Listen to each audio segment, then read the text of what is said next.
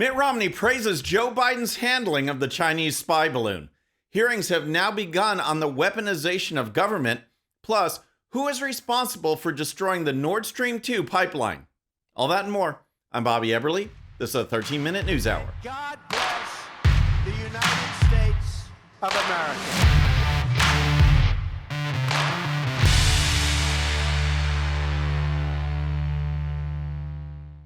Okay, friends, welcome to the show. Happy Friday. I hope you had a great week. If you're new to the show, thank you so much for tuning in. We're going to start with Mitt Romney and the Chinese spy balloon because sometimes it's hard to figure out where Romney is coming from. He's certainly not a conservative. He, along with Collins, Murkowski, Cornyn, and a few others, continually side with Democrats and against the American people. But in this case, the issue I'm talking about is the Chinese spy balloon, a device that was allowed to gather intelligence in U.S. airspace and above American soil for days. Now, we are learning more about parts and capabilities of the Chinese balloon. Fox has learned China's spy balloon had Western-made parts with English words on them, raising new concerns about who and from which Western nation sold them to China. A senior State Department official has only gone so far as to say the manufacturer has a direct relationship with China's military. Well, that's interesting. English words on a Chinese spy balloon.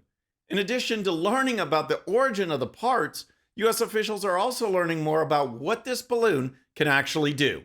The spy craft had multiple antennas to collect and geolocate communications and solar panels large enough to power intelligence collection sensors. The tool package, the equipment package on that balloon was enormous. We were not able to jam the transmissions. We don't know the extent of the program. Sophisticated surveillance equipment, and as Representative Biggs noted, the U.S. was not able to jam its transmissions, and yet Joe Biden just let it drift across the country. Now on Thursday, House and Senate members were briefed on the balloon incident, and most Republicans came out of the briefing saying it should have been shot down immediately. Classified details were shared with both the House and Senate today inside a closed-door briefing.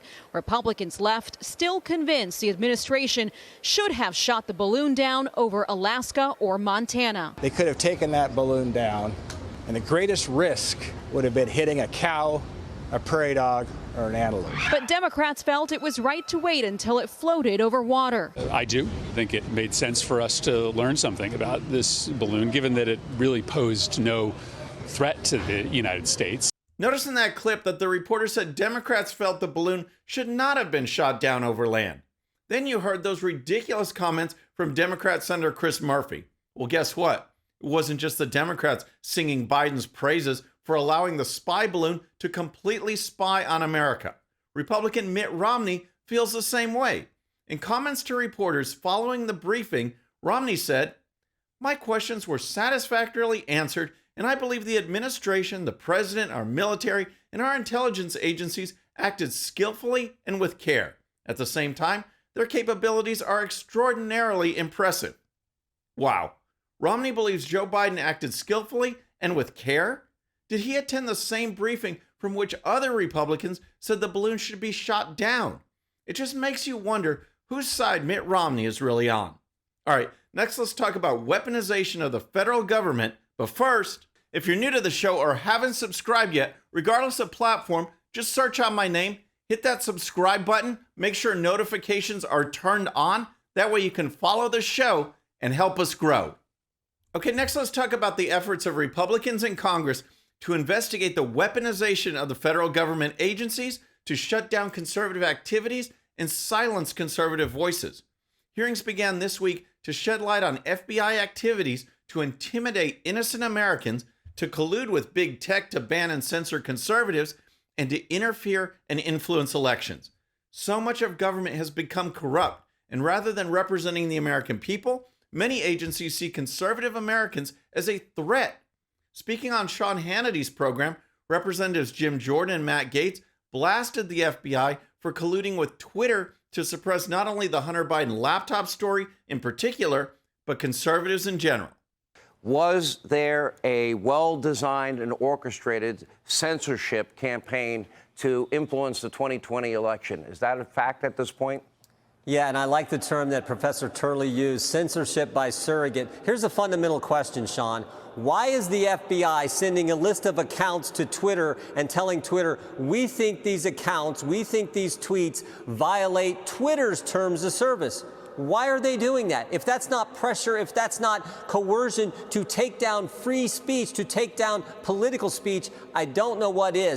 There will be a lot of information coming out, and we need to keep in mind that there are many people working at the FBI who just want to fight the bad guys. In fact, as we learned yesterday, so much of the rotten core at the FBI has been exposed by FBI whistleblowers who are risking it all in order to shed light on the fact that the FBI has become a tool to go after conservatives. FBI whistleblower discloses that dozens of parents with the threat tag designation to their name are investigated by the FBI.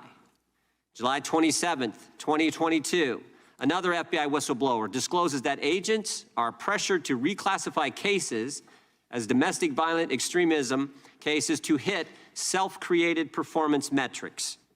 September 19th, 2022, another FBI whistleblower discloses that the Washington field office is deliberately manipulating January 6 case files to make it appear that domestic violence extremism is on the rise. November 4th, 2022, another FBI whistleblower discloses the FBI accepts private user information from Facebook without the user's consent, and information is from only the conservative side of the political spectrum. That's just a sample. There is so much more to learn, and none of this would have come to light if Republicans didn't win control of the House.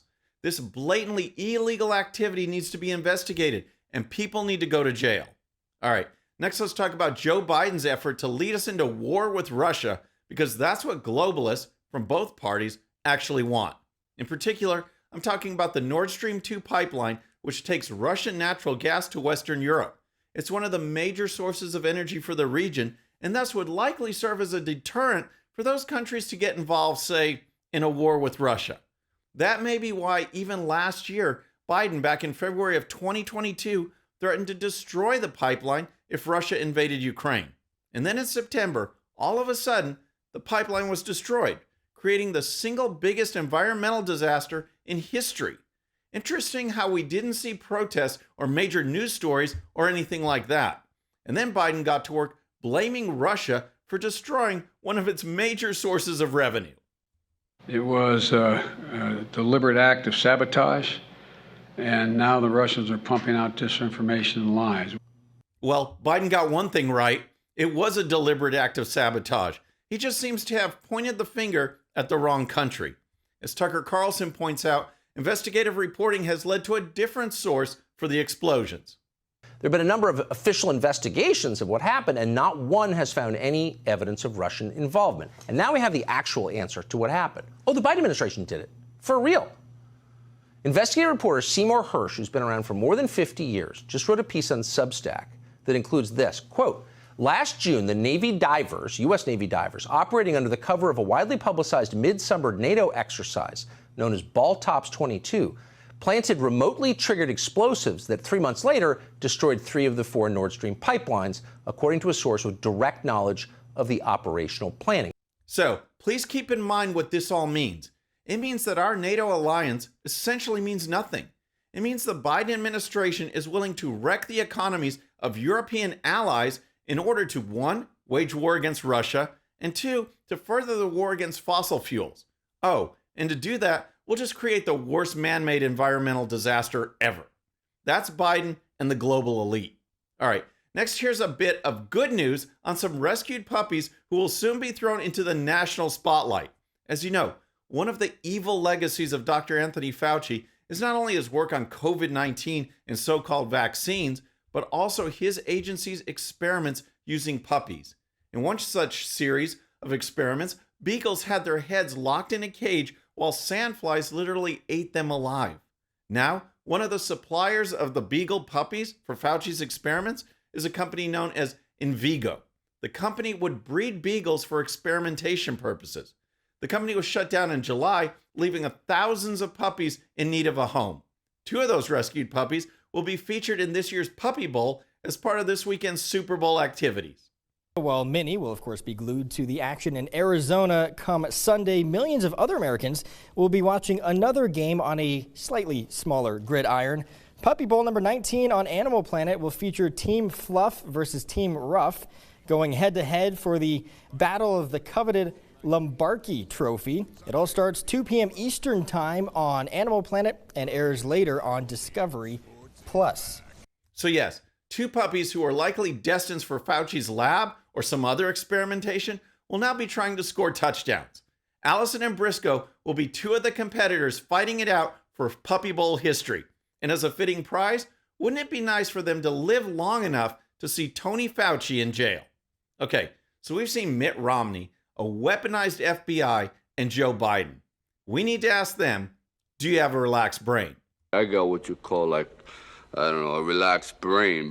First, let's start with East Hanover, New Jersey. It's one thing for radical policies of the Democrats to drive someone to leave the party and become a Republican, but in the town of East Hanover, not only did the mayor switch from Democrat to Republican, but the entire membership of the town council made the switch as well.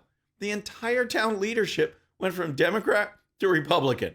Regarding the party switching, East Hanover Mayor Joseph Panulo said, "Every decision my administration makes is about putting East Hanover first. This is no different." And then how about Joe Biden, who sat down for a PBS interview and described the classified documents scandal like this. I made voluntarily, no one's had to threaten to do anything. Voluntarily open every single aperture I have with the house, offices, everything for them to come and look and spend hours searching my home. Invited them.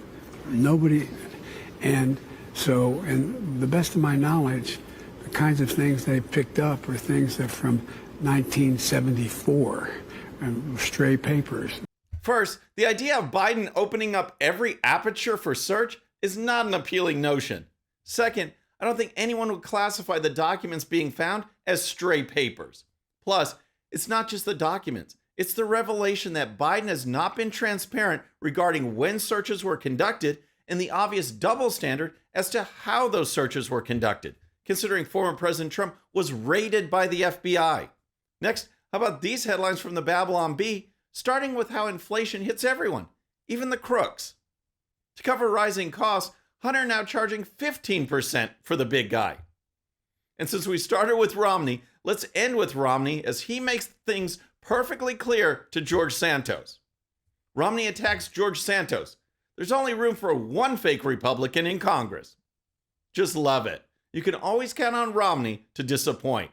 Friends, that's our show for today. I hope you enjoyed it. And don't forget, if you're new to the show or haven't subscribed yet, regardless of platform, just search out my name, hit that subscribe button, make sure notifications are turned on. That way you can follow the show and help us grow.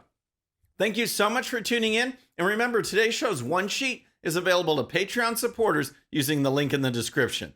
The one sheet gives you the links to all the videos and stories used on today's show, so you can dive even deeper into each issue. And with that, our next show will be Monday evening at the usual time. Until then, I'm Bobby Eberle. This is a 13-minute news hour.